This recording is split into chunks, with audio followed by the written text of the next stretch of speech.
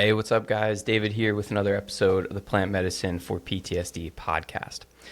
This is a pretty cool one for me because I'm joined today by my friend Jake Gray, who is a Marine veteran, and he's not only a recipient of scholarships from the Heroic Hearts Project, but he's actually become one of their veteran liaisons slash facilitator for their plant medicine ceremonies, which is a really, really cool thing to see his progression going from just someone who needed help to a participant in this space to now being a peer leader in this space. So it's very cool for me to see, very cool for him to be stepping into that role.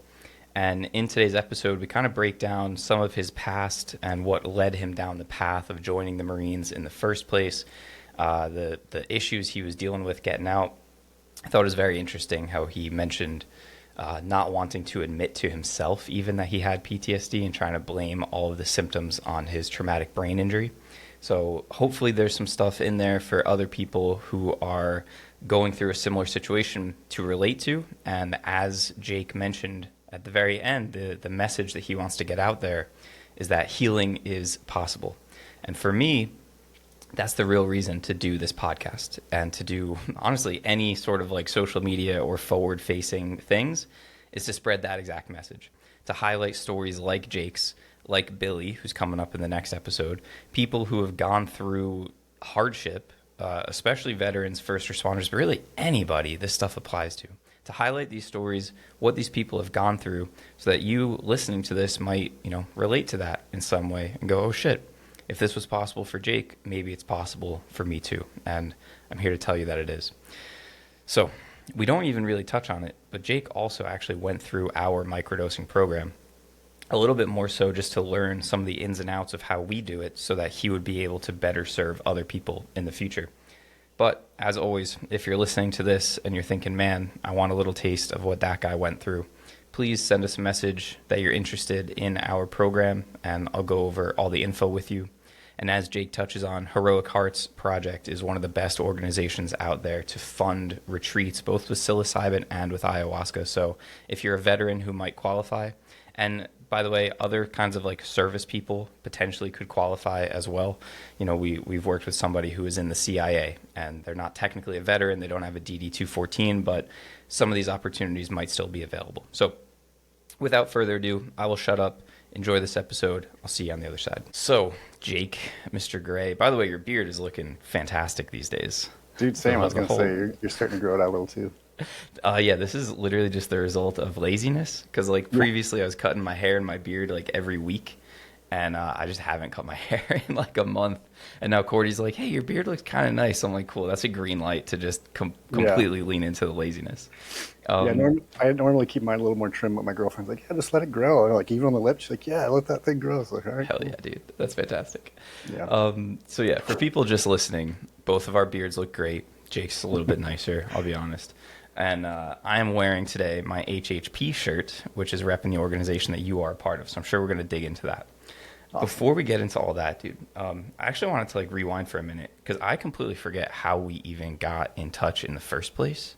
Because I know that our first nexus was the jiu-jitsu retreat that you came to. I'm guessing it was some HHP connection, maybe Casey, maybe just the magic of the internet. But do you even remember how this got started? Probably not exactly, but my recollection tells me that it was probably also through Casey. Yeah. I'm guessing that he shared a post of your guys's or something, and I saw that it was something to do with jiu-jitsu or plant medicine or veterans, and I was like, all right, let me click on that, see where that goes. And yeah, just started probably following you, and then one of us reached out and was like, hey man, you seem like you're in this community as well. Let's connect. And went from there. Dude, I feel like there's so much negative things to be said about social media, but then it also breeds connections like this. And that kind of thing, it means so much to me that a very legit person like Casey, or I've had the privilege of meeting a lot of super legit people, and I'm just a random guy from the internet, but that some super legit person would vouch for us, and then it creates connections like this and so many others. Jared Reinhardt gave me this shirt when we were together in Mexico. It's I don't know, the mycelial network of the healing community is very cool. Yeah, it's definitely a double-edged sword, just like any tool. I mean, if you use it for the proper ways, it can be incredible, and if you abuse it, and just that too. So. All right, so while we're reminiscing, I wanted to rewind a little bit further on your life as well, and I didn't give you a heads up that I was going to ask these questions, but I realized like I don't really know you that deeply in that sense. Like I met you once you had already gone to an ayahuasca retreat a couple years ago, so I kind of wanted to hear about like what things led you to even joining the military in the first place. That's always an interesting thing to me, of like what leads people down that path. So what kind of influences led you to that decision? That's a good question, and it wasn't a clear path for me. I think so. Also, kind of through doing this work, it's become kind of more apparent maybe what my reasons were. Yeah. I think I struggled. I didn't have a classically traumatic childhood. Like if you had asked me, like 5 years or 10 years before I started kind of diving into this, like, how was your childhood? I'd been like, oh, it was great. Like I had the best parents. But I think a lot of what I've done in my life has stemmed from, so my father was really, really stoic, just like showed no emotion, whether it was positive or negative. He's like never once said like, I'm proud of you. The only time we ever hugged was the day I left for boot camp. And the only time he's ever said I love you was when we were on the phone once when I was in Afghanistan. So I think kind of like all of the stuff that I did throughout my childhood and then leading up to joining the military was like internally this way to like get some sort of a reaction. Like I just wanted him to just like grab me and be like, oh, I'm so proud of you, and just be like, I love you so much, just kind of get more of those. And it wasn't that he didn't really feel it. I knew that he had those feelings, but he just didn't express them in the way that I probably needed when I was a child. So I think that's more or less kind of what drove me into certain things, like even racing dirt bikes. Like I always tried to just like one up everything. Like I started with like hockey and then lacrosse and then like dirt bikes and then I was like, man, I must not be getting this reaction. And these weren't conscious thoughts either, but I think subconsciously that was what was kind of going on. And so he was in the military too. He was in the Navy, and so as a boy, just growing up, I'd always been interested in that kind of thing. I think every little boy kind of has sort of like military fantasies at some point, but it was never like a plan, like, oh, I'm going to join the military, I'm going to do this, that, whatever. But 18 came along, and I didn't have college funds or ambitions, didn't really have a career in mind or planned out, and some of my friends were joining the military, and so I was like, yeah, I guess, sure, I'll do that. And then so I went into like the recruiter's office, and all the other branches were like in their proper uniforms and were like, hey, sir, how are you doing today? And just like very professional. And I went into the Marine Corps office, and these guys were in their normal civilian clothes. There's beer cans in the trash can. Their feet were up on the desk, and they're just like, hey, what's up, man? How you doing? I'm like, oh, cool. This is a place where I belong. That's and awesome. I just sort of thought like I joined in a time during war. I was like, if I'm going to get deployed, I kind of want to go with like the guys who I feel like are more or less going to be the most prepared for this. So that was also kind of what joined me to drive the Marine Corps. What year was this? Like what kind of time? It was 2008. Yeah, I left, I think, October 2008. Yeah. I'm sure that made that recruiter's day, right? To just have like a kid with no direction walk in. Oh, totally. Like what they dream plus about. Because like they have like quotas of like what kind of jobs they need to get filled, and I had no like, oh, I want this job. So I went in there, and he totally like got me into the job he wanted, and it was not necessarily the worst job you could have picked. So he was like, yeah, we have this spot opens for combat engineers, and they deal with a bunch of explosives. They get to blow stuff up all the time. And he's not wrong. It was fun. We got to do a lot with demolition and breaching and explosives. There's just also a less fun side to that job, and that's dealing with IEDs and looking for IEDs. And so that's kind of what led me to where we're at now. They don't lead with that. Yeah, exactly. Dude, maybe you remember this. All right, this is a diversion from what I actually wanted to talk about. But around this time frame, there was like a TV show on like a gaming network that was about IED technicians.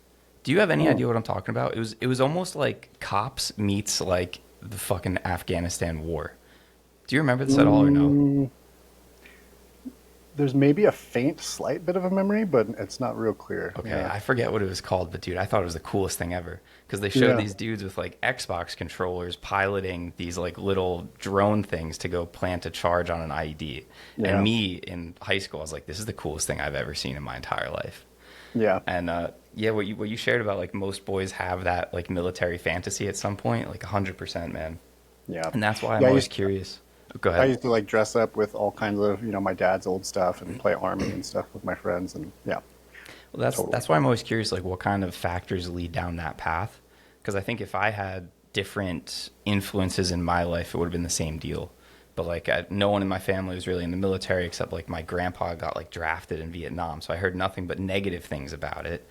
Mm, And in my family, it was always go to college, go to college, go to college.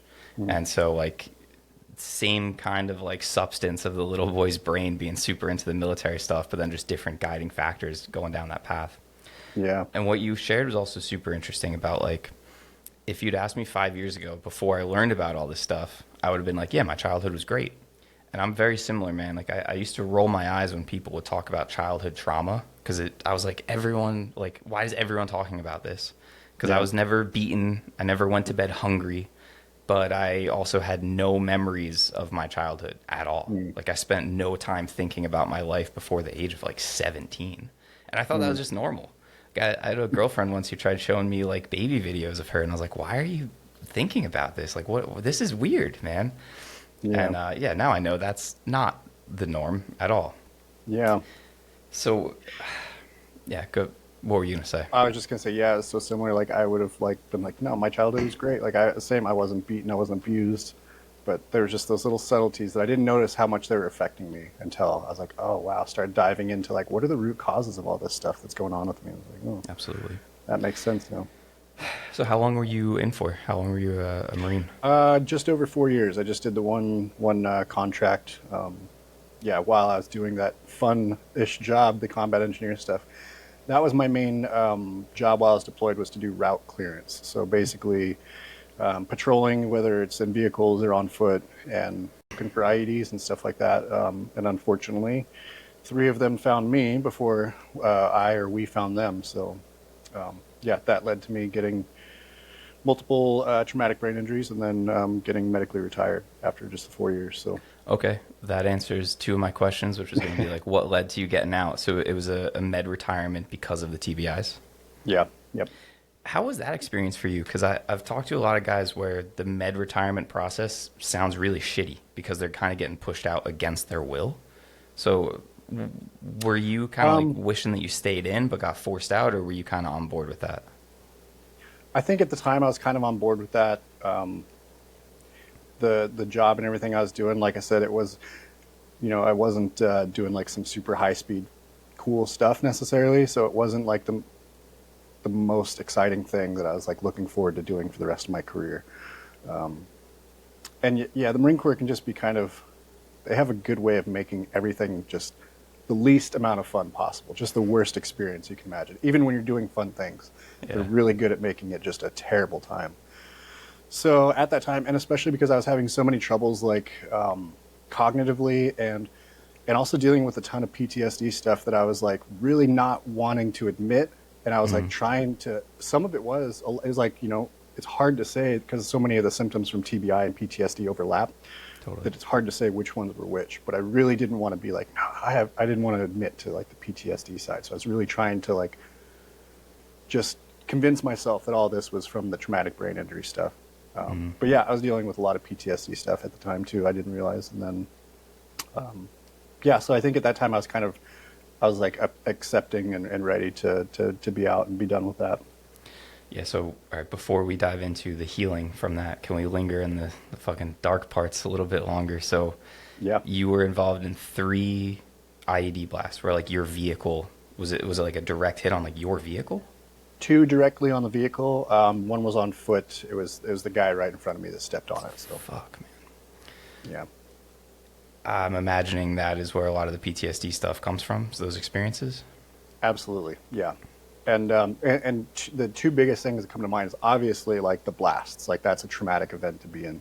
But I think maybe one of the more impactful things for me was just doing that job on a daily basis. Like I've been thinking about it more and more. Like I wonder how many missions I actually went on, because it's got to be in the hundreds. We were going out regularly, like almost nonstop. Like it was very rare we had like a few days off at a time or like a week off at a time. Like we're just constantly going out. And so to do that job on a daily basis where you're like, because I was in the lead vehicle, so driving that vehicle like nonstop 24, like all day, just looking out of your window, because we would drive at like super slow speeds, like looking for any little thing that would set you off to like, that looks not natural, that's suspicious. So I think doing that job for so long and priming my nervous system to be wired so high alert and so tense of like, okay, you got to pay attention to every little tiny detailed aspect of your environment, the road, just anything you can think of. I think that just put my nervous system into hyperdrive. And so that's what's like kind of been some of the hardest parts to sort of calm back down from and learn to regulate. Yeah, man, that makes sense. Because especially back then, it was primarily like visual detection, like you're talking about, right? Like you're just driving, you're like, that dirt looks weird, or like there's a pile of trash over there that doesn't look natural, like that kind of thing, right? It wasn't like some high-tech, high-speed drones going overhead, like mapping the terrain or some shit like they probably have now. It was like you're just looking for stuff that looks like, hey, that might be a bomb. And then guess what? If you find one, you gotta walk up to it and check it out. Yeah. That's basically it's funny like how far advanced we are in civilization, but then like doing my job is so like feels like caveman, like we're just relying on like, oh, that looks not natural. Yeah, there was some cool technology, like we had these vehicles called the Huskies, and they have like ground penetrating radar, so it's like taking essentially like x-rays of the dirt and showing like if there's like a big jug in the dirt. So once in a while you'd get lucky and catch one there. Or I think they have metal detection in those panels too. And then on foot, you obviously have your metal detectors and everything. Yeah. But the Afghans, they're not dumb people, man. They watch us. They learn everything that we're doing and they adapt to it. So for like the metal detectors, they would take to make the pressure plate for the ID, which is what you'd step on to set it off.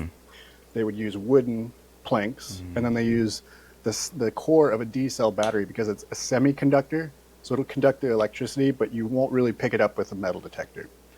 So, I mean, this stuff is like almost unfindable with a metal detector, but it's still you step on it, it's going to go off. So just that kind of stuff. Or like with our Huskies, they would even like, they would just measure out like how far out like our tires were from our seats, and then maybe from the second truck, and they just measure out like put the pressure plates there and the bombs back. I mean, they adapt to every little thing that we have. I mean, they're super smart. So yeah, it was a challenging job. All right, we're getting ahead of ourselves now, but since you're on the topic of the actual people who are placing these things, how do you feel about them? Is that something that you've thought much about? Like, because there was a dude who built that thing and then placed it, and you drove over it. Like, yeah, man. I mean, it's a muddy subject to get into, but I bet. Because they do live some pretty barbaric lifestyles. Like the way they treat women and stuff like that is pretty wild. And obviously, like being a terrorist is like not a good thing. But just like if you strip away a lot of that and you just go back to like what we are as like a human, I have in my ceremonies, I've processed like the events I went through from their point of view. Like I was like looking and like watching us with trucks come by, and like it made me think like, man, if someone invaded my country and were like driving through my front yard or my backyard or whatever with these trucks and like with guns and everything like that, like chances are I would probably be trying to blow them up too. So exactly. I mean, yeah, it's a difficult topic to try to wrestle in your mind and stuff like that. But I do surprisingly have like a slight level of sympathy. Like, yeah, I can kind of understand where they're coming from and doing all that. That doesn't surprise me at all to hear, man, because I agree. Like, we were just talking about like every little boy kind of dreams about being in the military to some degree. So yeah, dude, if that was our country and those were the only tools available to us to resist, 1,000% I would be doing the same thing if we were in their position.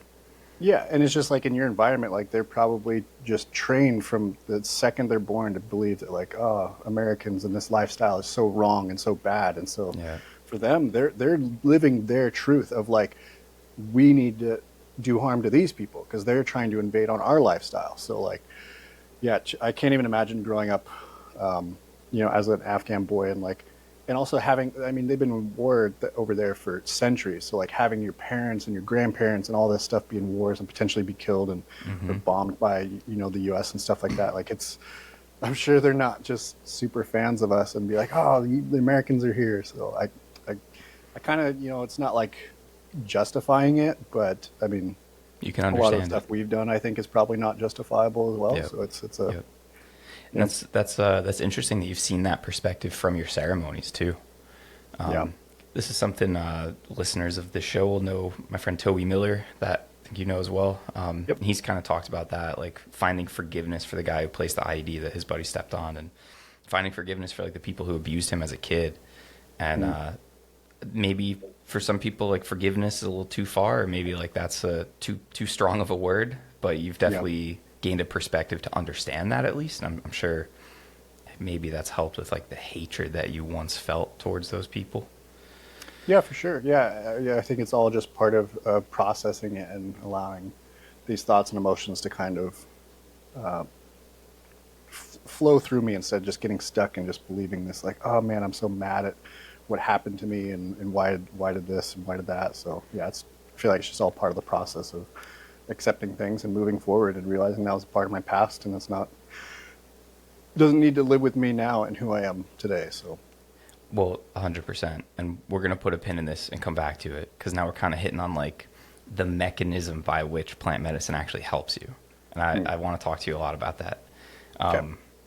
But first, so you got blown up several times, traumatic brain injury. And yes, you're 100% right that like the TBI symptoms mirror the PTSD symptoms very closely. So it's like really difficult to say what's causing what. Kind of the good news for the plant medicine world is like it doesn't really matter because it's going to help with all of it. But why did you not want to admit that it was PTSD? Because this is like 2012-ish, so I know it's still more stigmatized than it is now. But like, why did you not want to admit that that was part of it? It was still kind of in a period where it was not exactly like accepted to be like, yeah, I'm struggling. I'm having these psychological or emotional issues, especially like in the Marine Corps. Like everyone, it's just as what you would imagine. Like I feel like so, especially so recently, I've told people like, oh yeah, I was in the Marine Corps. Or they asked, and they're like, oh, hard asses, huh? And I'm like, yeah, I guess so. And so I think a lot of like that attitude is still very prevalent, and especially even like today in the Marine Corps of like. You just you're hard ass. You can't accept emotions and feeling bad and being broken and stuff like that. So I just didn't want to accept any of that. I didn't want to think that I wasn't strong enough to be able to work through these things, or that they could affect me in that way. So yeah, that makes sense. Especially if that was the model of what it was to be a man that you grew up with, what you shared about your dad. It's like zero. I'm sure you never saw any emotion from him whatsoever. Yeah. And so like for you to admit that you need help or you can't handle your emotions, that's a big time sign of weakness. Yeah. Like Totally. Growing up, I never saw my dad cry ever. Until one time, is funny enough, is watching a news story about some soldiers that got killed in Afghanistan, and he like got emotional because he was thinking about like that could have been my sons. And then I watched him get angry at himself for tearing up. So like that was my experience of a man with his emotions, is like no emotions or anger, and like that's the only acceptable things. Yeah. So when you talk about like the PTSD and the TBI symptoms, what kind of shit were you dealing with when you got home? Was the PTSD stuff, was it mostly like the hyper arousal, like driving down the street in Washington, still looking for IEDs, like that kind of thing? Yeah. I think that was probably like the number one thing I was struggling with, just because having to do that for so long. And I didn't really realize, like, I wasn't putting two and two together that like, oh, duh, that's why I feel this way now. It was just like, it didn't make sense to me why I was having all these issues. And again, I didn't want to admit that like, maybe this is also like a psychological thing. I wanted it to be like a physical thing that I could like point to on a scan and be like, that part right there is broken, and that's why I feel so messed up. Right. So yeah, that was one of the biggest things, just like anxiety off the charts, like doing anything, driving, having to be social with anyone, any interactions, just and and when you live life that way too, you start to see things through a different lens. So it's like it became a really not fun lifestyle to live. Like there's that saying of like when you're the hammer, everything looks like a nail. That's exactly what it was. And so like every interaction was just negative because I probably looked like that too. Like I heard someone explain recently that like when you see a dog, like you kind of know like if it's friendly or not most of the time. Like you can get a sense of like, oh, this dog's friendly. Is he wagging his tail and his ears are kind of down and he's looking at me, or is he kind of like his tail's stiff, he's kind of rigid. And so like you can tell like, oh, I better stay away from that dog. I feel like that's exactly the more and more recently I've been thinking about like subconscious levels of perception, especially people, and how like we put off these vibes of just like things that we probably can't even like tell you like, oh, that guy seems off for some reason, but you can just you feel it. It's very visceral. You can tell. And I think that I was very much like looking like an angry pit bull all the time, just like I was tense and just angry and just like, who are you? Stay away from me. Like, what are you talking? Like, get out of my face. Instead of like, like a golden retriever that's just happy and cool to see everybody. So speaking of golden retrievers, I'm talking to Billy later today to do one of these with him. Oh man, Billy's such a golden retriever. I love Billy. I love him. Good guy. How would at that time, where were you living? So like you got back from like you got out of the Marines, got processed, like you're civilian now. What was your like living situation? What were you doing? Were you working at all? Like what was that like? Yeah, I came back to Coeur d'Alene, Idaho, where I was born. So that's where I am now. Idaho. I said Washington before. I couldn't remember. I knew it was somewhere like Pacific it's Northwest. Super close. I mean, I'm like 20 minutes from the border of Washington, so it's very close. And that's where like where the airport is, where I fly out of too. Okay, so you've probably heard that in the past. Yeah. But yeah, I was just working like random part-time jobs. Didn't really have any kind of career going forward because I was kind of, I had the medical retirement, so I was financially okay. I didn't need to like necessarily work like a full-time job. I could kind of coast and live off of that. And so when I was starting to get out, I was really big into like podcasts, especially like the Joe Rogan podcast. I started listening to it back like in 2009 or 10 or something. And he was talking about psychedelics a lot back then. So in my head, I had already kind of started to prime myself for like, that's a path that I think I'm going to explore. And so as soon as I got out, I kind of started exploring that path just on my own though. Like I had no direction, no like ideas of like how to do this the right way. And so, yeah, I don't know if we're going too far on a different subject, but no, go ahead. But yeah, so I started to experiment with these things. And at first it was like, oh man, this is kind of really nice. Like I'm starting to feel things in a cool way again, like a lot of love and just like, oh, just better things than what I was feeling essentially. But obviously when you're doing these things not in the best ways with the best intentions and the best settings, I was starting to go to like festivals and stuff and just like trying to smash as many drugs as I could into me. Like more is better, right? With everything, especially in the Marine Corps. Quickly that went downhill and I started to have some very negative experiences. And I was like, this is turning into a nightmare. I never want to do this again. So kind of stepped away from that world for a long time after that. All right, before we dig into that, the one question I wanted to ask, like before you started getting into the psychedelic world, how would you have defined yourself at that point? Like how did you think about yourself? Were you a injured veteran? Like was that kind of, Yeah, 100%. Yeah, that became my identity is I am this broken, disabled, disgruntled veteran, and that's my lifestyle from here on out. Like these things happen to me. I'm a victim of war. I'm a victim of IEDs and traumatic brain injury. And that's who I am now. That became my entire persona. Just in every way, I fully identified with that. Were you aware at that time that was part of the problem at all? Or did that come later with the psychedelics?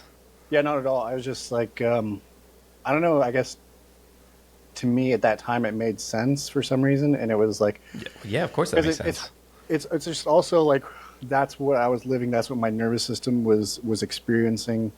And no matter how much I wanted to be like a happy person and a loving person, it just wasn't happening. So I was like, this is who I am now. And that's it. There's no question about it. Yep.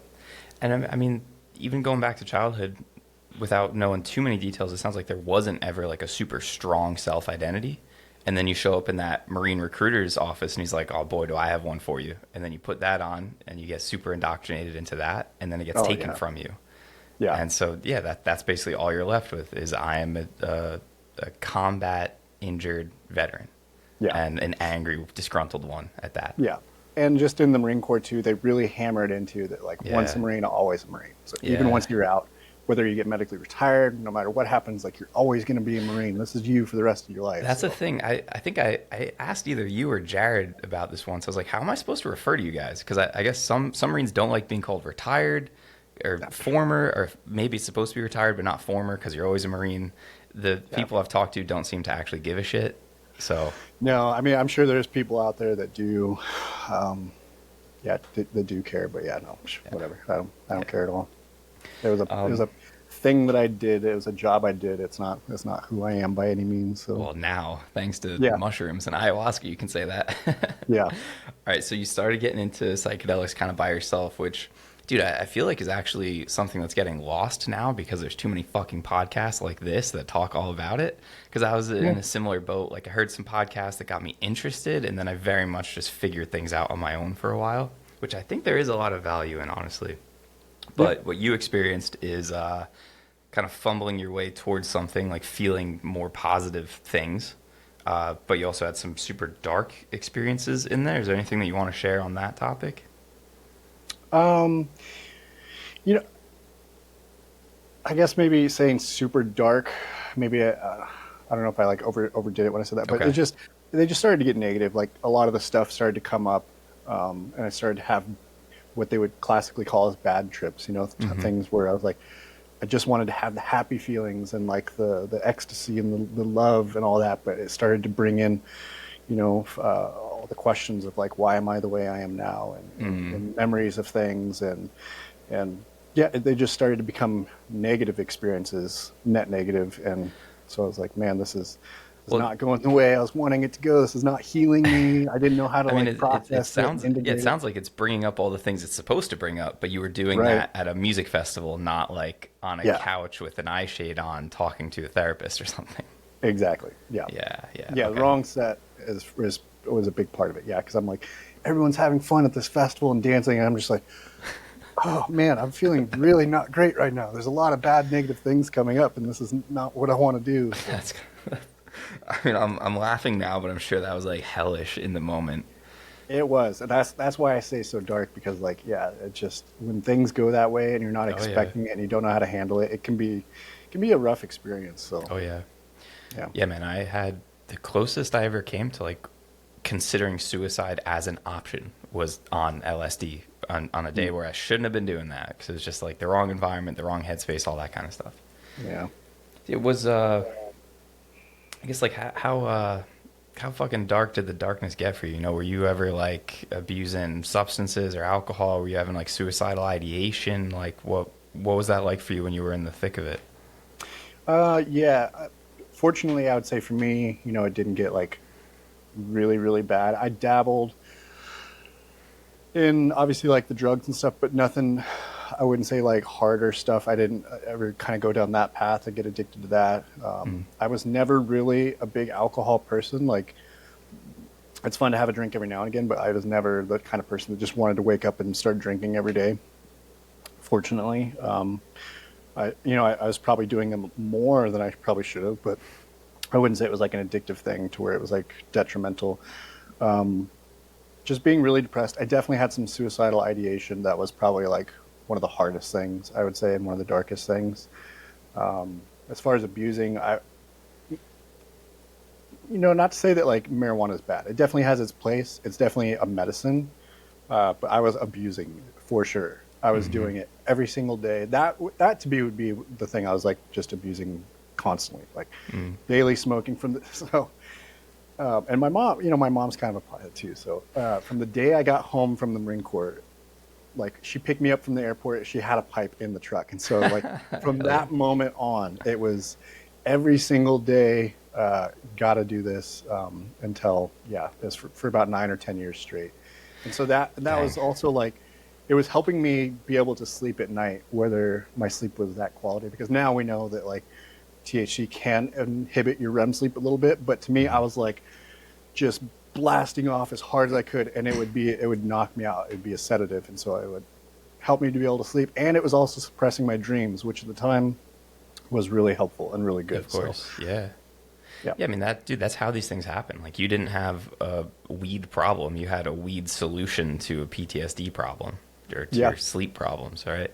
And that's, again, I think the awareness is coming around on that like marijuana can be abused. It's especially a thing we see with our Canadian clients because like the Canadian government solution is just they throw weed at a problem, and then if it doesn't go away, they offer to help you kill yourself, which is Canada's in shambles. But literally, like, we've seen guys who get prescribed 10 grams of weed a day, which is preposterous, and they're using it. All right, Cordy hates it every time I ask somebody this question, but why did you not kill yourself? Like, if you had the suicidal ideation, whatever held you back from taking action. Yeah, no, and I think it's an important question because I think that can help some people. Yeah. Honestly, I think it was my family and friends and my dog. Like I just kept imagining, no matter how hard this is for me, I can't picture how hard it would be for them, because I also had friends that took their life, and seeing like how much of an impact, how big that ripple made in their life, for me, for their family, it was just like, oh man, I just don't think I can quite put my family through that. So there was a certain amount of like, this is too selfish to do this. Like I wanted it. I even had like conversations with my mom about it, which is kind of really dark.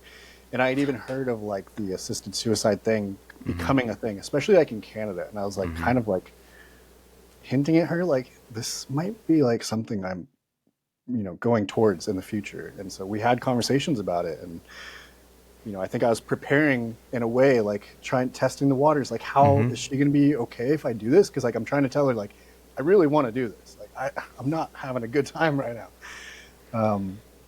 But yeah, I think it was just always that, like, I just couldn't bear to like put them through that kind of pain and trauma. So that had to be so hard for your mom to be hearing that coming from you. And I'm sure all she wants to do is fucking help, but she doesn't know how.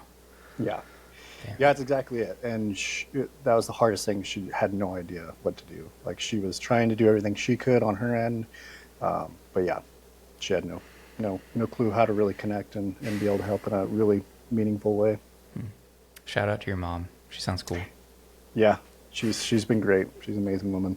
All right, so what got you back on the path of the plant medicine in a healing way? What was the transition? Yeah, so like I said, I took a big break from the psychedelics. So yeah, there's like a 10-year period of when I got out to when, like, I would say my healing journey began. That's a while. So psychedelics was like a 2 to 3 year period where I was like kind of messing around with that, and then it started to fall off.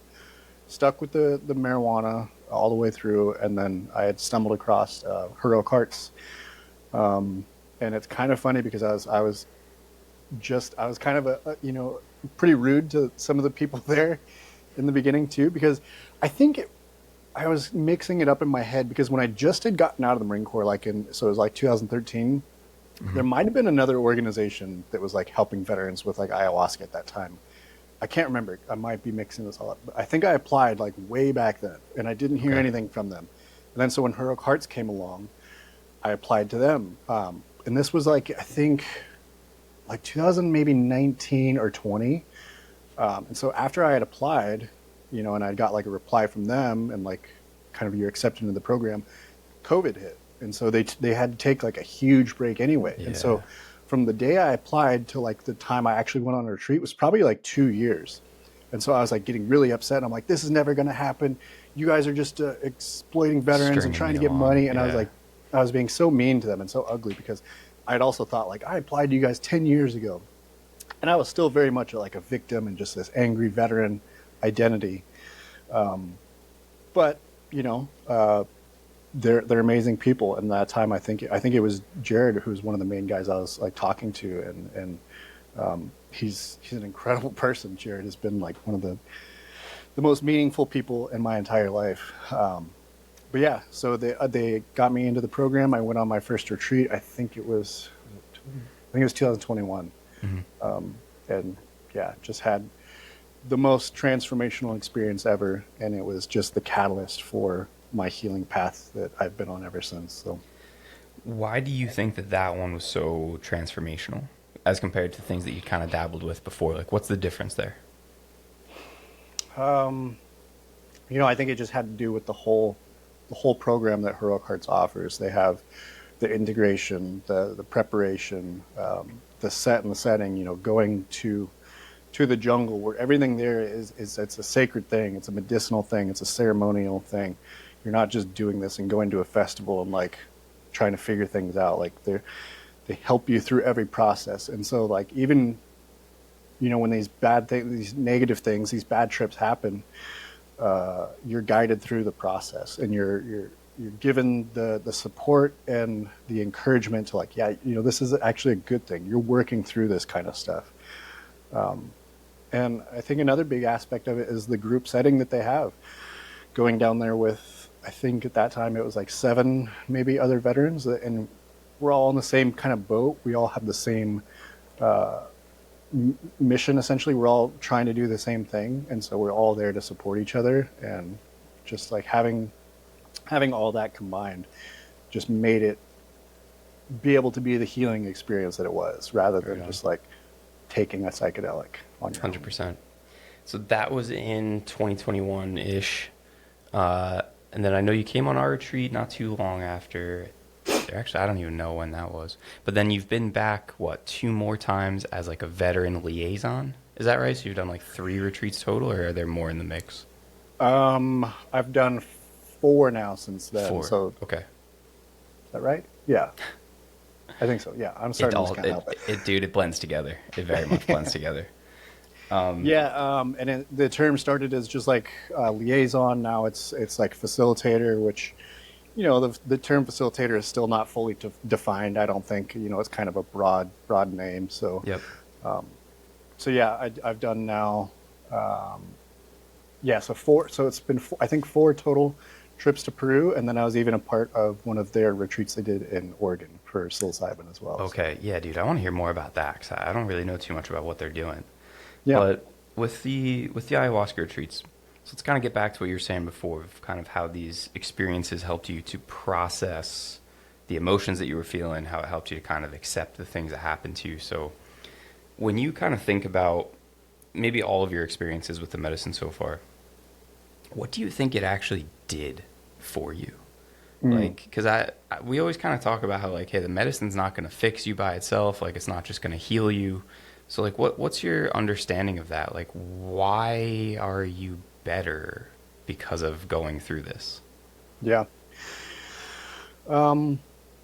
To put it lightly, obviously, like processing all the trauma and stuff, like I said, kind of reliving those moments through like the different views and stuff like that, seeing different perspectives. Those things were kind of made more aware to me.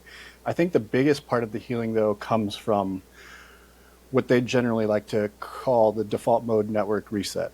So the hyper-connectedness of your brain and allowing different networks that maybe have been shut off for a while to communicate effectively again. And I was, before, like I was saying, that I was defined as that veteran, that angry veteran. I had grooved those neural pathways so deeply that was just, it didn't have to be something I thought about. Like I woke up and like, I'm going to try to be this way. It was just, that's who I was, because that's that's the neural pathways I had grooved in my mind. And so that default mode network reset is kind of just like shaking all that up. A classic way of describing it is like the snowy mountain analogy. So like a ski mountain has all these ski paths and grooves down. If it hasn't snowed in a while, they get these deep ruts, and the default mode network reset is like a fresh fall of snow, and it just kind of blankets everything.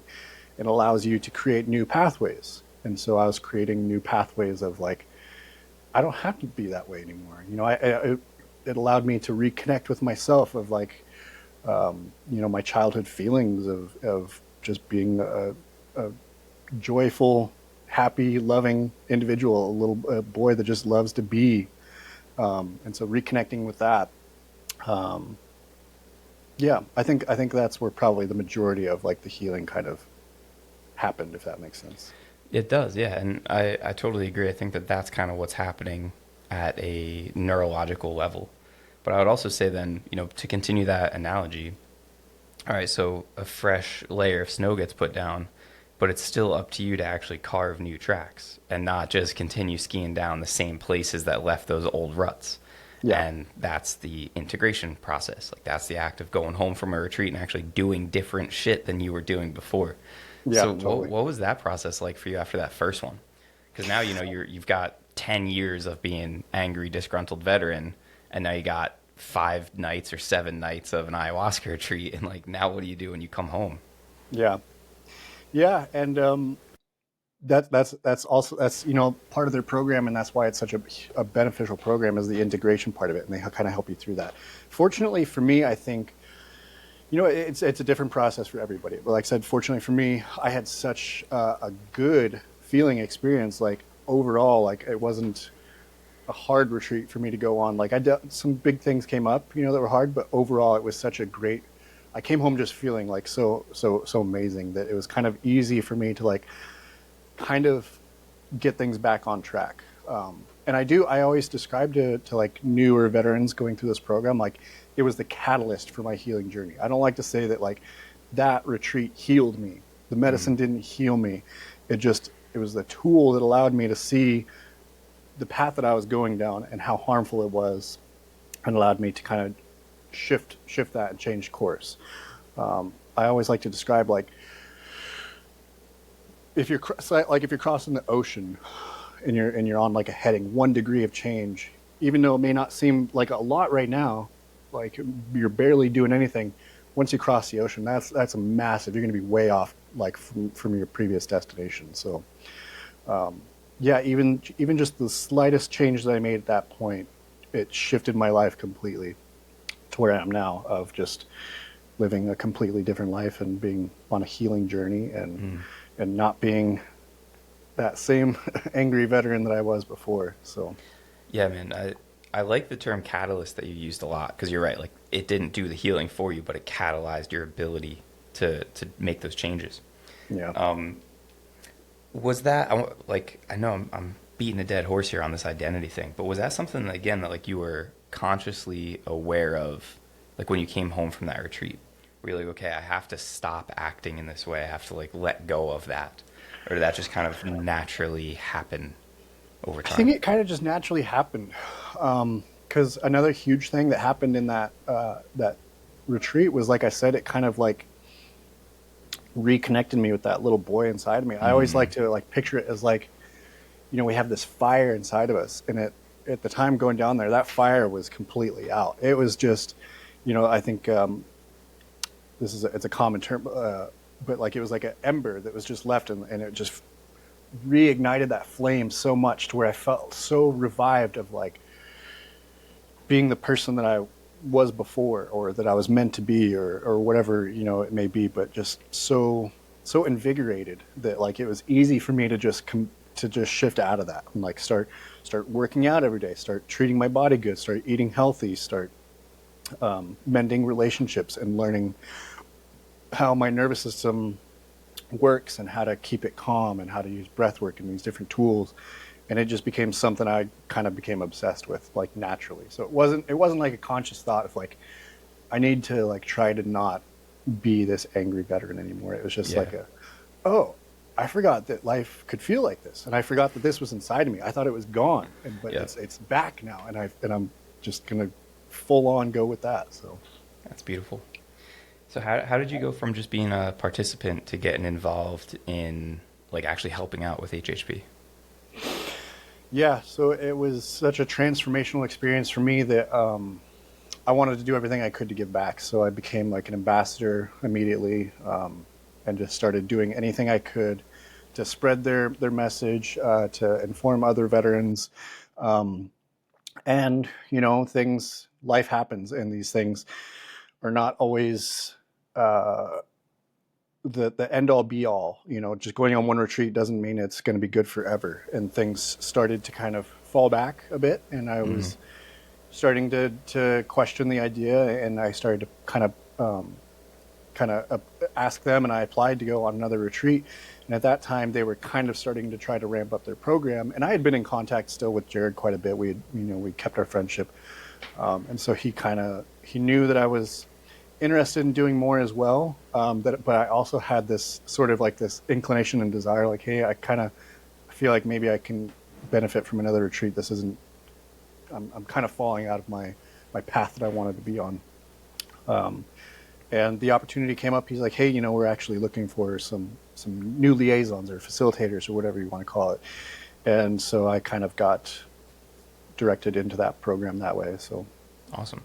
Yeah. And at this point, having seen other people's journeys and contributing to it as a facilitator, I'm curious your thoughts on like what makes the difference between someone like you going to your first retreat.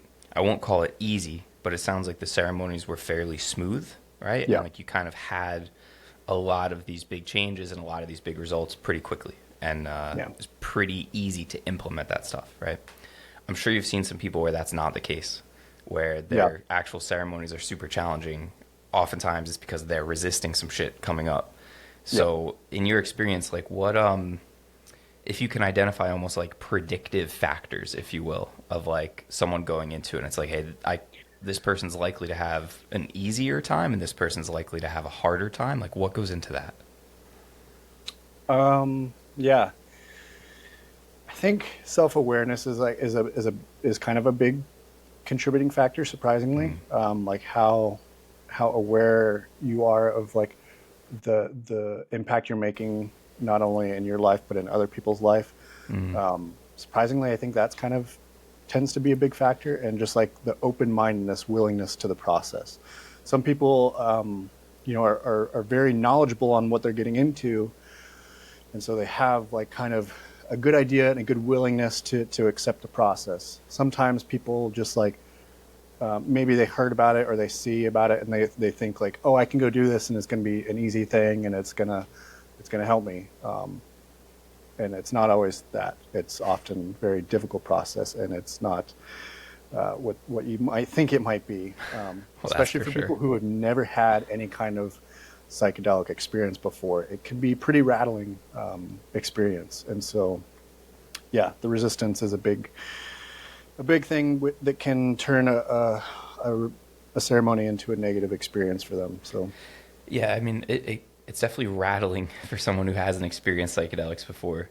But that's always something that I tell people is like, you don't have to work yourself up this like ladder of like, oh, I can't do ayahuasca because I haven't smoked weed and I haven't done mushrooms and this and that. I almost feel like being a psychedelic virgin, if you will, then you don't have any expectations of what's going to happen. Yeah. So then we're not trying to fight attachments to those expectations.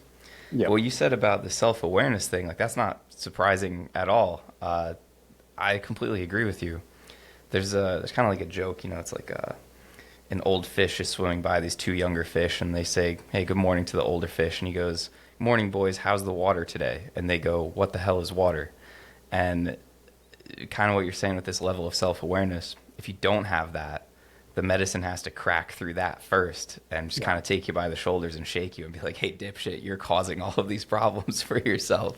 And like you kind of have to start there before you can actually move on to the healing stuff. Yep. I totally agree with that. And that's something that we've seen people who've done more work on themselves ahead of an ayahuasca retreat, because we've had the privilege of guiding people who've gone through our microdosing program and also guiding people who haven't to an ayahuasca retreat. Yeah. And obviously not that like you have to do our program, you have to microdose or anything like that. But I think that's the biggest thing that it gives you is that level of self-awareness. And kind of use a stupid analogy of like if you've ever tried to open like a pickle jar and you're struggling with it and you hand it to somebody else and they open it immediately and you're like, oh, it's because I loosened it for you, right? Yeah. That's kind of what I've seen happen with someone who does a lot of work with microdosing and then goes to ayahuasca. Like maybe they can't solve all their problems with the microdosing, but it loosens the jar and then they hand it to ayahuasca and it's just like immediate changes. Yeah. And that's perhaps the case with you where you did a lot of maybe not like work on yourself, but you dabbled with the psychedelics and you had so much of a desire to get better before you came to that ayahuasca retreat. So maybe that was like a little smoother for you than other people. Yeah, it's like the stupidest analogy to apply to the most sacred medicine, but it makes sense, right? Yeah, it definitely makes sense. And yet, yeah, like when I went down to that, I knew I knew that I was like had this identity of like, and I knew that I was like not a cool person to be around. So I knew that like I had this impact on my environment, and I was causing most of it. Like it was because of me. So yeah. What other experiences have you had as now a facilitator liaison? I don't know how you feel about even calling yourself a facilitator, because that's an interesting thing too, right? Yeah. But how's that been for you to kind of be on the other side of it? Not just having your own experience, but now kind of contributing to other people's. Have there been kind of any like takeaways for you, or has that like opened your eyes to this process in any new ways? Um, that's a good question. I'm not sure that it's opened my eyes to any like new ways, but it's definitely been like it's been the most rewarding thing that I feel like I could have done. And it fills me with I'm so humbled by every time I go down there and I see these people that are, you know, kind of in a similar situation I was, like struggling, not doing very well, and they come out of it just absolutely glowing. And I know there's kind of that like honeymoon phase, but I stay in contact. Like we have our group chat, even from the very first retreat I went on, is still open. It's still like there's still communication in there, and That's so cool. I have all these group chats now of all these other veterans, and they're still like chiming in and like sharing these updates with their lives, and they're just like, you know, the majority of them, just like with me, they had that 1 degree shift, that catalyst, that change, and now they're on just like such a different journey, such a different path, and doing so well.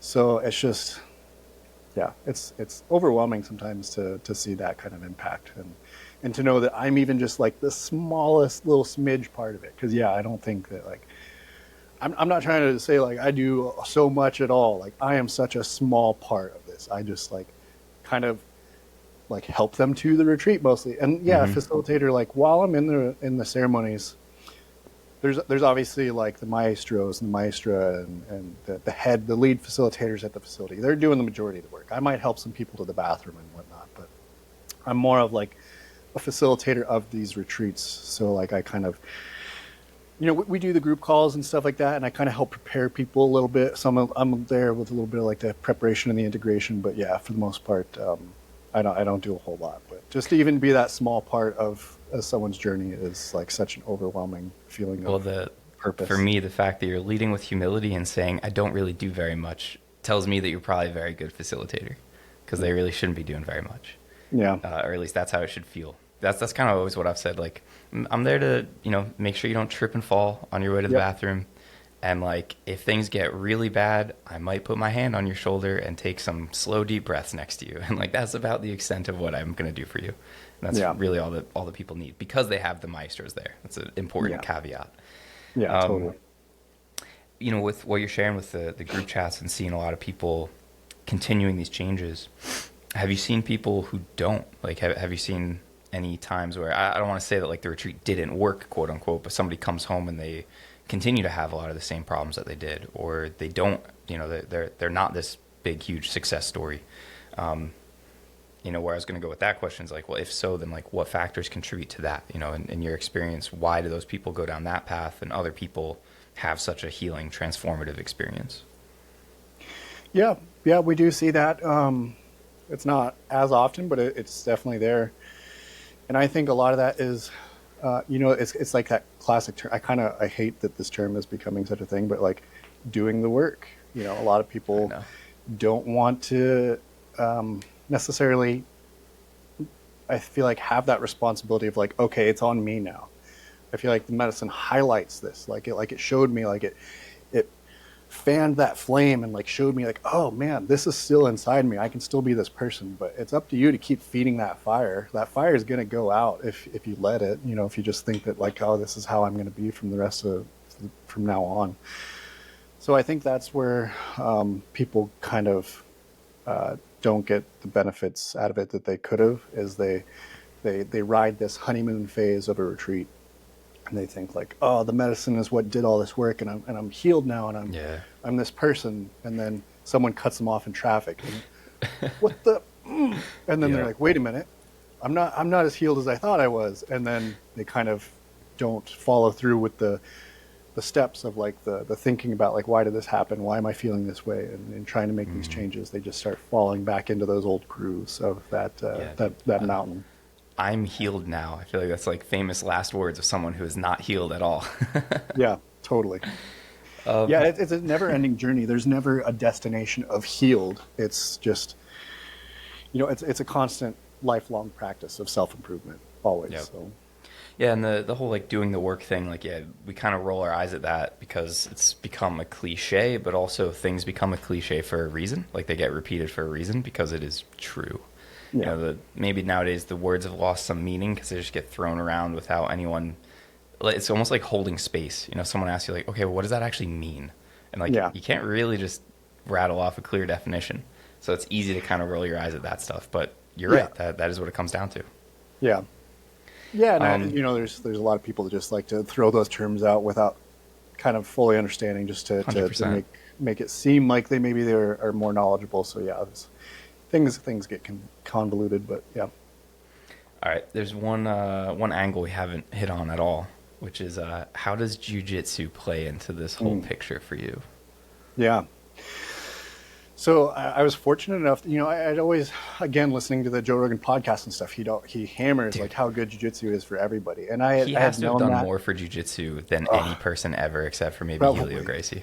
Yeah, probably. Yeah. And so in my mind, it was always something I was like, oh man, that'd be so cool. I should really get into that. And I think, every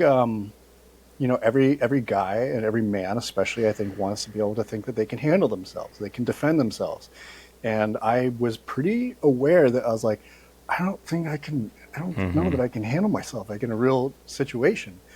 And so it was something I always wanted to do, but I was so like intimidated by it and just never took the steps to do it. But after coming home from my first retreat, it was 2 months after I got home. I walked into a jiu-jitsu gym and got started and was like, I'm not going to let the fear of this stop me any longer. So I walked in the door and got started and immediately got obsessed with it. So of course, that's rad. I didn't realize that you didn't start until after that retreat. Yeah. And that actually makes sense. And I maybe this is a stretch, but I almost feel like it's tied to, not really wanting to admit to yourself that you had PTSD. Because it's like, well, hey, I'm supposed to be this big, tough Marine guy. Oh, yeah. Like, I'm not, like, deep down inside, I actually know that I would get my ass kicked in a fight, but I'm sure as shit not going to let someone beat my ass. I'm not going to walk into that and choose that, Yeah, totally. And I bet if I would have started before I went on that retreat, I probably would have been, my ego would have been too involved. I would have been like, oh, these guys are, right, beating up on me or whatever. I wouldn't have been able to like swallow my pride and swallow my ego and be like, oh, I know nothing about self-defense and like how to handle myself against another trained individual.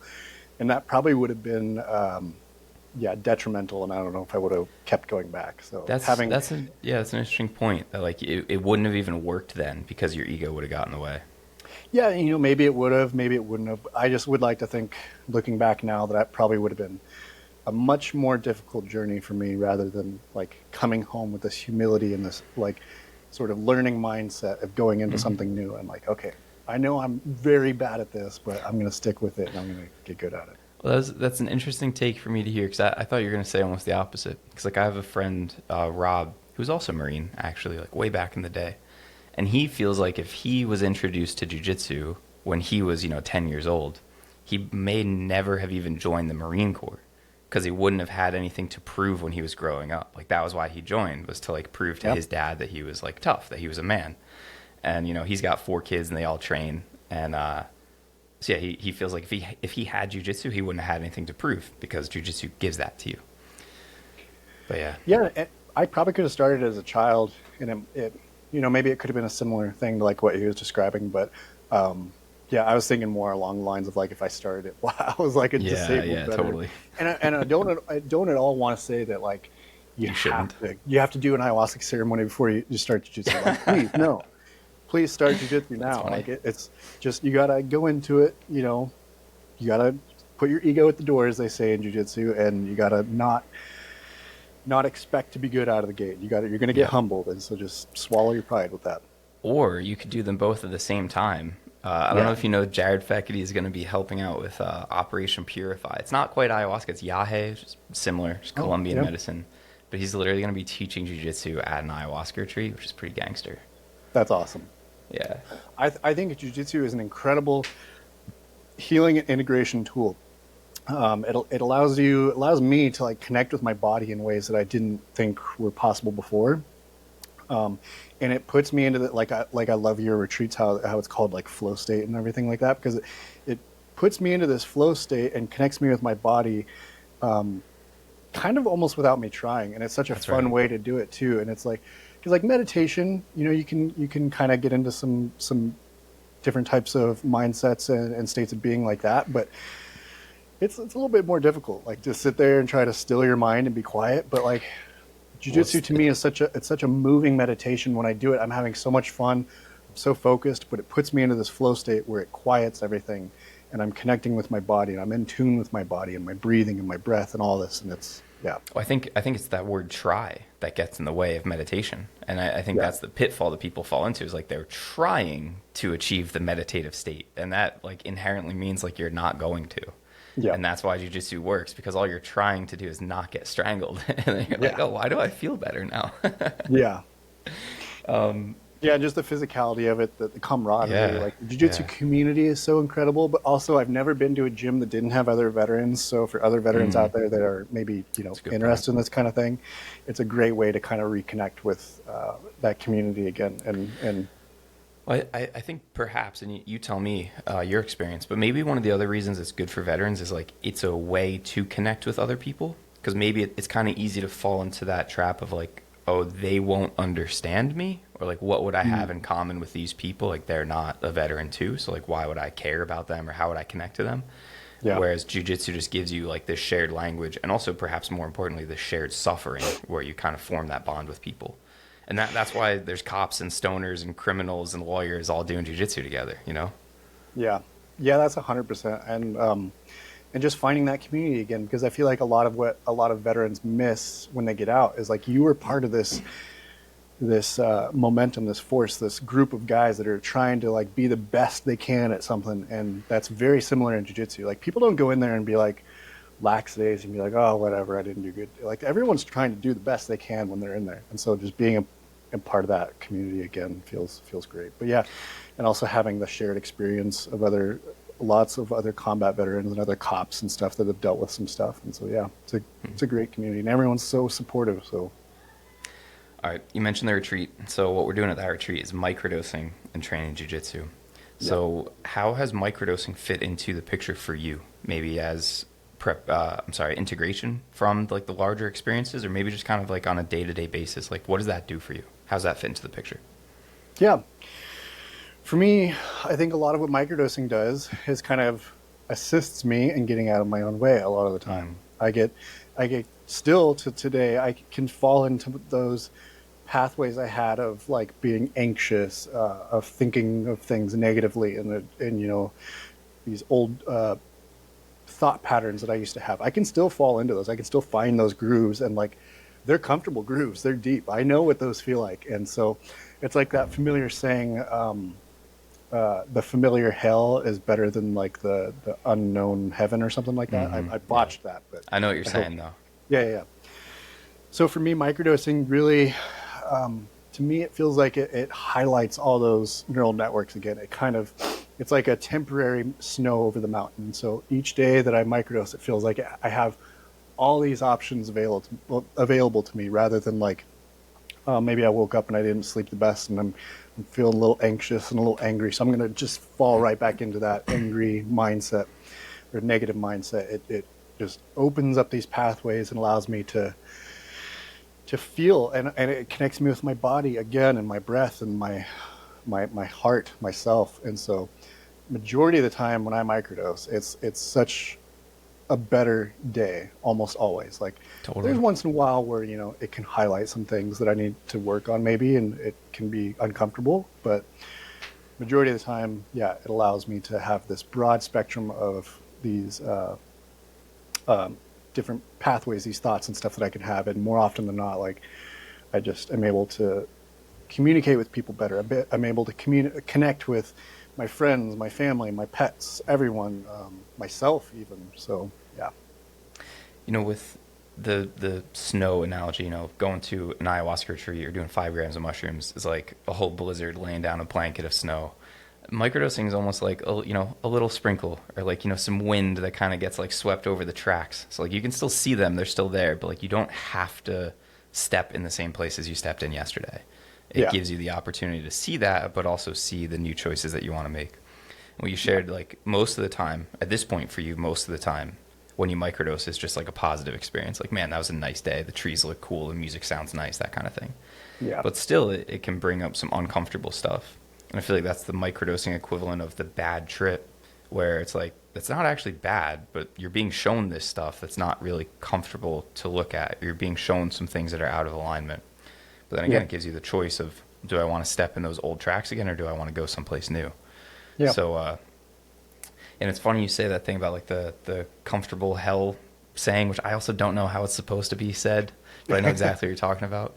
Yeah. But on our group call yesterday, because in our program, we have this like structure that we move through. So we did like shadow work and letting go and talking about anger. And this one guy is a Canadian veteran, was sharing how he was just on this road trip and all the shit went wrong and he got really pissed off. And it was the first time in months he's been like really angry. And he noticed himself being really angry, and he almost like smiled because he was like, oh, there's my anger. Like, that's what I'm used to. Like, this whole being calm and nice and open thing is very new to him. So when he got like super angry, it was almost like the Hulk, like, yes, like this is my natural state. And he noticed that, and then he was like, oh, isn't that fucked up? That like I just got happy that I was angry again. And that's the medicine giving him that self-awareness that he didn't have for a very, very long time. Yeah. Yeah, it's a powerful thing. And it's so nice to be able to have this medicine available to where like you don't have to go to a whole ceremony to be able to experience these incredible benefits. You can still do them. You can still live your normal life. You can still go to jiu-jitsu. You can still go to work. You can still take care of your family and everything. But you have this heightened level of self-awareness, like you said, and this heightened level of emotional availability and connectedness to be able to like highlight these things and understand them. And that's exactly what's so beautiful about the microdosing. It just like meets you where you are. You don't have to take 10 days off from work. You don't have to get a passport and travel to Peru. It's accessible. So where does that bring us to you and your life? What's cooking up for you these days? Where does this whole healing path land you now? Yeah, again, I just like with most things, I don't think there's a visible destination. It's just continuing on the path that seems the best for me. And so that's the path that I'm on now. Still doing jiu-jitsu all the time. I still love that. I'm getting ready, actually going back to Peru again in August. So I'll be facilitating another retreat down there for that. Fantastic. So trying to, again, just stay connected with Heroic Hearts and do as much as I can to give back to this veteran community and help other people get the same kind of transformational experience that I had. I would love to continue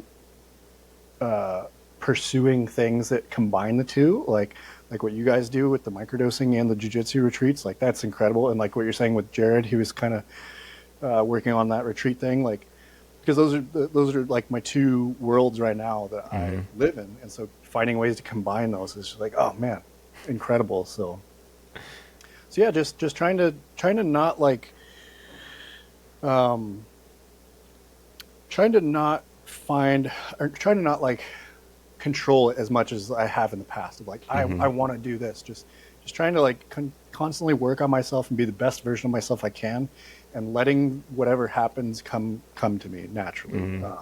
I think it's been big, because I've in the past like tried to put all my eggs in one basket and focused so hard on like a destination, and it didn't work out, and then I get so bummed. And so just trying to release some of that control and let things happen naturally, and just be the best version of myself I can be. That's a good state to be in, man. Cordy just did like, I was going to say 5 grams. She just like dumped a bunch of mushrooms into this cup. So she did somewhere between like 5 and 14 grams. But that was her main takeaway, was just like, holy shit, what a fool I have been. I'm in control of absolutely nothing. Yeah. So I like hearing that that's kind of the place that you're in.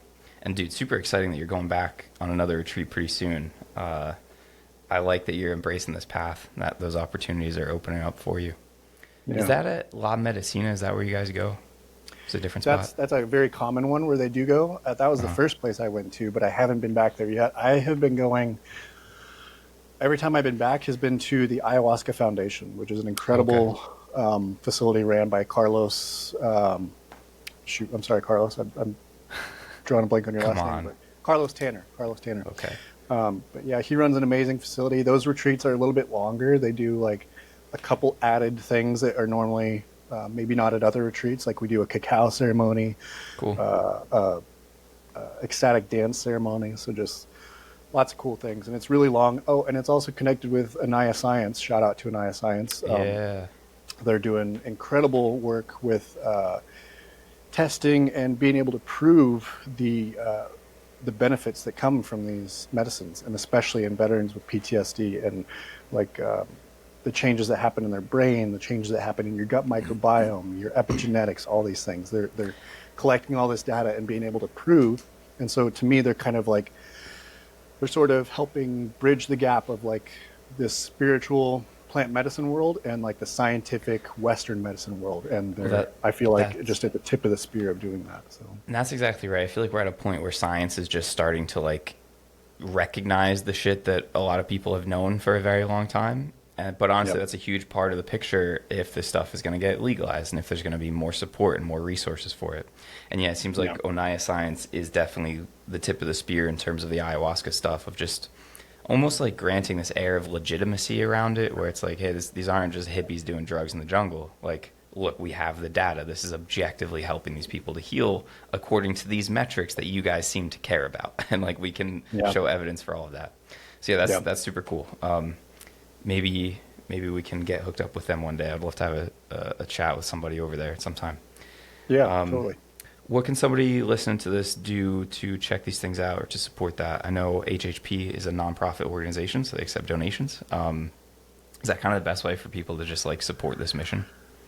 I think so, yeah. I mean, donations, obviously, that's kind of what fuels this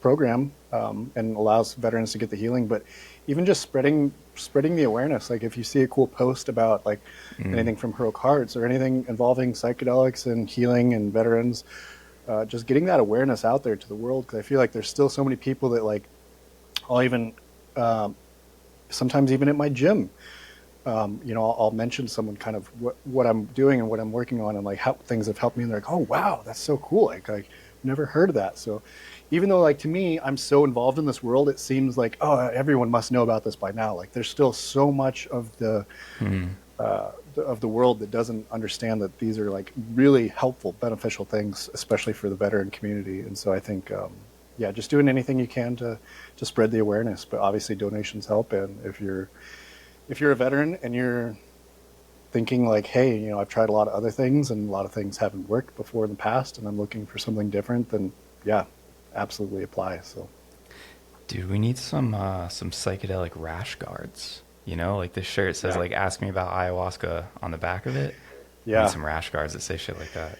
I know. I've wanted to somehow get a project going, like maybe with Heroic Hearts or something, and like get some like cool, ask me about psychedelics rash guards or something like that. There was one company for a while that like you could have done like a custom rash guard, and I wish I would have jumped on that because I don't think they're doing that anymore. But we're gonna make this happen. I've got some connections. Nice. Yeah, no, like this is a fucking major light bulb moment right now. Maybe that's my microdose kicking in, but yeah, dude, we're gonna talk some more about this. I've got some ideas. Nice. That's exciting. All right, last thing I want to ask you, Sir Jacob. Tim Ferriss always like wraps up his interviews asking people if they could put anything on like a billboard, what would it say? I mean, billboards are kind of lame. But yeah, what is the kind of like the message that you wish people would receive around this? Maybe veterans specifically who are looking for this shit, or kind of like you said, just like the normal person at the gym. Like, what's something that you wish people understood more or heard more about?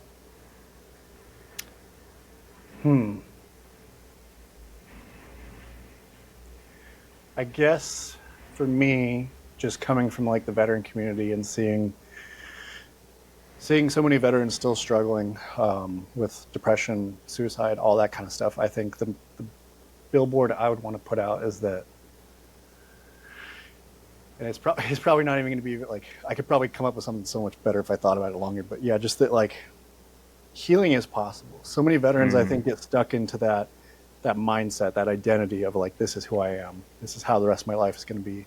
Because that's where I was. I didn't think that it was possible to feel this way again, like this person again, like that flame going inside of me again.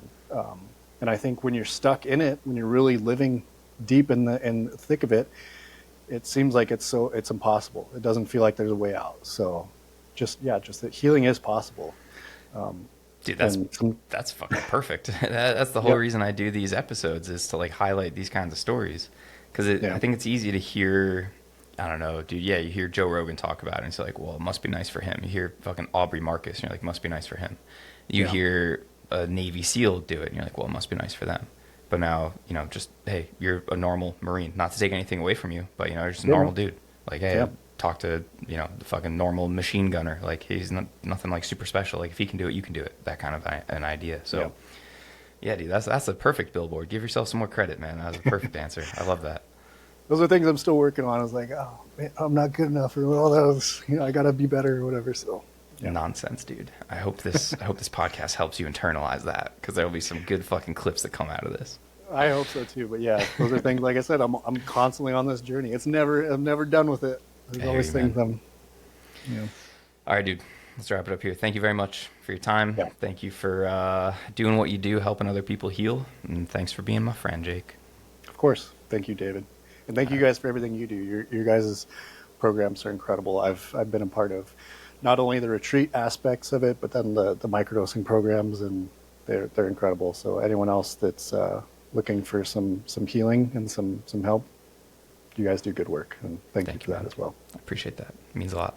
All right, guys, that's a wrap for this one. As you heard me mentioning with Jake, I literally later that same day, recording this tomorrow, as you may notice my shirt is different, but later that same day, I sat down to record another one of these with a mutual friend named Billy, who is inside of our microdosing program right now. I think it's actually the first time I've ever done a podcast with a current client. So keep an eye out for that one. Probably be the next episode that comes out. And as always, thank you very much for listening. If you're interested in anything you heard in this episode, you can reach out to Jake. You can reach out to Heroic Hearts Project. You can reach out to us to learn about our microdosing program and some other opportunities in case you're active duty or law enforcement and you're actually unable to participate in the plant medicine world.